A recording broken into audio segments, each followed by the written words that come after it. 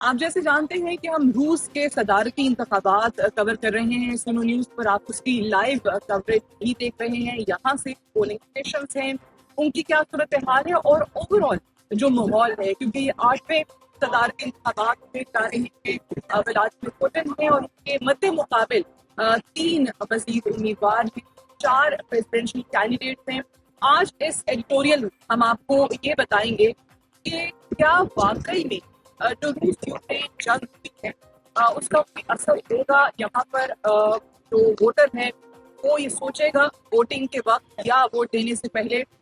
اور اصل میں روس یوکرین جنگ میں جیتا کون ہے اور ہارا کون ہے۔ ہم ہمیشہ یہ دیکھتے ہیں کہ امریکہ کسی بھی ملک کی کوئی جنگ ہو یا تو کہیں نہ کہیں اس کا آغاز کرتا ہے اور پھر اس ملک کو کس طریقے سے تن تنہا چھوڑ کے چلا جاتا ہے، یہ بھی ہمارے لیے کوئی نئی بات نہیں ہے۔ ویتنام میں ہم نے دیکھا امریکہ نے یہی کیا، اپنا ساز و سامان، اپنے مال اسباب جو ہے وہ پیک کیا اور وہاں سے چلتا بنا۔ پھر یہی صورتحال ہمیں عراق میں نظر آئی، افغانستان میں نظر آئی۔ افغانستان میں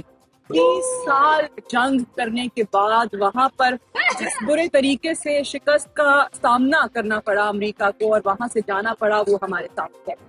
اب اگر ہم بات کریں کہ روس یوکرین جنگ کا یہاں پر ووٹر کے ذہن پر کیا اثر ہے، سو وہ یہ سمجھتا ہے کہ یوکرین کو اس جانب دھکیلا گیا، تو یوکرین کا اپنا ایمبیشن کس طریقے سے اس کی شکست کا باعث بنا ہے یہ بھی ہم نے دیکھا ہے۔ اور پھر ساتھ ہی ساتھ جو مدد کا انتظار رہا امریکہ کی طرف سے اور وہ نہ مل سکی یوکرین کو، اور شاید تمام لوگوں کے ذہنوں میں تھا، خاص طور سے امریکہ کے اور یوکرین کے، کہ اگر جو معاشی پابندیاں چل رہی ہیں روس پہ، جو تمام اکنامک سینکشنز ہیں، روس کے لیے بہت مشکل ہو جائے گا کہ اس جنگ کو جیت سکے۔ لیکن ہم نے دیکھا کہ روس نے یہ سب کو دکھایا کہ امریکہ اگر اپنا تمام اسلحہ بھی استعمال کرے، تمام جدید اسلحے کے ساتھ بھی یوکرین کی مدد کرے، تو بھی کس طریقے سے ڈیفیٹ کیا جا سکتا ہے ان کو۔ اور اس وقت روس نے دکھایا ہے کہ Russia is the ultimate super power, not only in the region but also in the world. So یہاں پر اس کا عملی مظاہرہ ہمیں نظر آتا ہے۔ ابھی بھی اگر امریکہ کی طرف سے اس جنگ پہ کس طریقے سے پردہ ڈالا جائے یا اپنی عوام تک کیسے پہنچایا جائے، ڈومیسٹک کنزمپشن کے لیے اس کو کیسے استعمال کیا جائے، تو وہ بات بن نہیں رہی۔ امریکہ یقینی طور پہ اب 2 سال گزر چکے ہیں، کہیں نہ کہیں کسی نہ کسی طریقے سے بہانے ڈھونڈ رہا ہے کہ اس جنگ سے خود کو نکالا جا سکے، بچایا جا سکے۔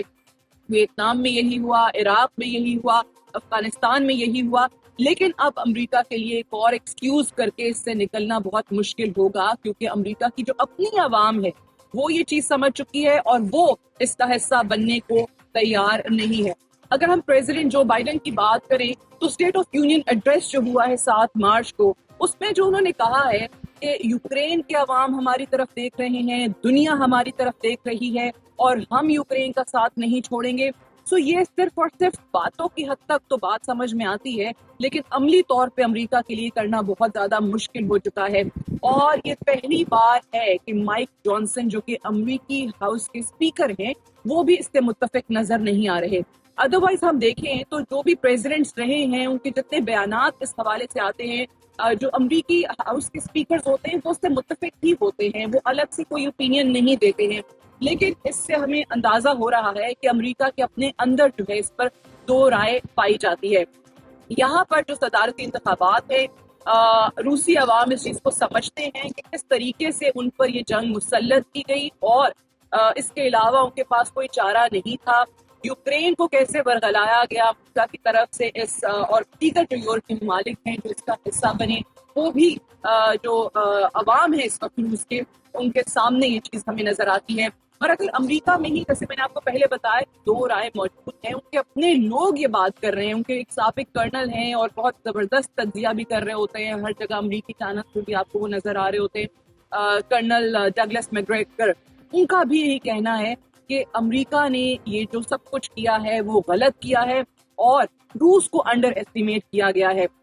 تو رشیا نے یہ ثابت کیا ہے اگر ایسے کوئی بھی دوبارہ سے بھی مواقع ملتے ہیں یا ان کو خود کو ڈیفینڈ کرنا پڑتا ہے، اپنی عوام کو، اپنی سرحدوں کو ڈیفینڈ کرنا پڑتا ہے، تو وہ کر کے دکھائے گا۔ اور اس کا نتیجہ کیا ہوا کہ بہت سارے علاقے جو ہے 4 اس وقت اگر میں بتاؤں وہ روس میں شامل ہو چکی ہیں، اور وہاں پہ بھی ان روسی صدارتی انتخابات کے لیے باقاعدہ طور پر پولنگ ہو رہی ہے، ووٹنگ ہو رہی ہے، وہاں کی عوام ہے بھی اس کا حصہ بن رہے ہیں، اور پریزیڈنٹ پوٹن جو ہیں وہ شاید کی بہت ساری وجوہات میں سے ایک وجہ ہے جس کے باعث یہ کہا جا سکتا ہے کہ ان کی جیت یقینی ہے، اور جو روسی عوام کا اعتماد ہے اس وقت خاص طور سے اس جنگ کے تناظر میں وہ بھی ان کے ساتھ ہے، اور باقی جو دیگر 3 صدارتی امیدوار ہیں ہم دیکھ رہے ہیں یہاں پر ہمارا مشاہدہ ہے لوگوں سے بات کر کے بھی، مبصرین سے بات کر کے بھی، کہ وہ کافی کمزور ثابت ہوئے ہیں، صدر پوٹن کے مقابلے میں وہ ریت کی دیوار ثابت ہوئے۔